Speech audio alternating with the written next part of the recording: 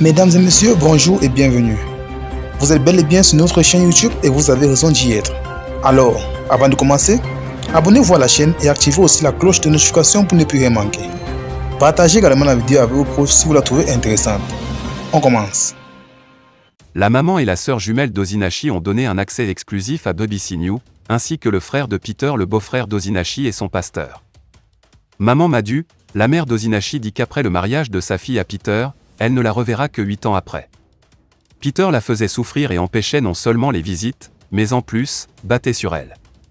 Tout le monde voyait que ça n'allait pas, mais Ozinachi ne parlait pas. Ozinachi a accouché ses 2 premiers enfants dans la douleur et la souffrance.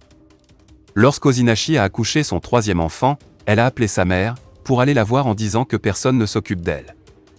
Ensuite Peter a appelé leur aîné pour demander de dire à leur mère Ozinachi que si elle ne rentre pas vivante à la maison, elle rentrera morte. Et il a obligé l'enfant de voyager jusqu'à la maison. Elle a passé alors 1 an et 3 mois chez ses parents avant que Peter Nwachukwu ne vienne supplier pour la ramener chez lui à la maison. La mère à Ozinachi a refusé, et a voulu le divorce. Mais Ozinachi a répondu que Dieu demande de ne pas séparer ce qui l'a uni. Elle est rentrée avec Peter.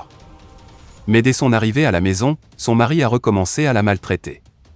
Sa mère dit que lorsqu'Ozinachi accouche le 4e enfant, elle va à la maison, elle trouve sa fille malade. Sa fille dit que la maladie vient de commencer. Elle supplie Ozinachi de quitter ce mariage, Ozinachi refuse. Un jour Ozinachi constate que son mari a fait un mariage sans lui dire. Elle se plaindra auprès de lui, lui demandant pourquoi il ne lui a pas dit qu'il s'est marié, voilà où tout va basculer. Il va bien la battre. Jusqu'à ce que ses points vitaux soient touchés et que mort s'ensuive. La sœur jumelle décide finalement de déposer une plainte et Peter est arrêté par la police. Que dit le pasteur d'Ozinachi? L'église d'Ozinachi refuse de parler au micro de BBC Afrique en disant qu'ils vont faire une déclaration ultérieurement. Cependant, le pasteur dit qu'il n'était au courant de rien et c'est possible, vu que même à sa propre mère, Ozinachi cachait ses souffrances.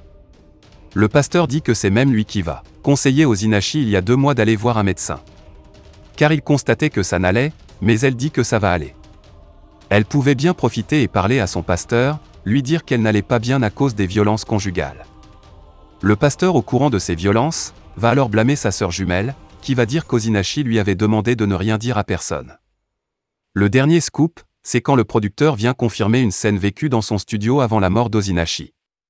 Le pasteur dit que le producteur de musique lui a dit comment le mari d'Ozinachi avait giflé Ozinachi dans son studio.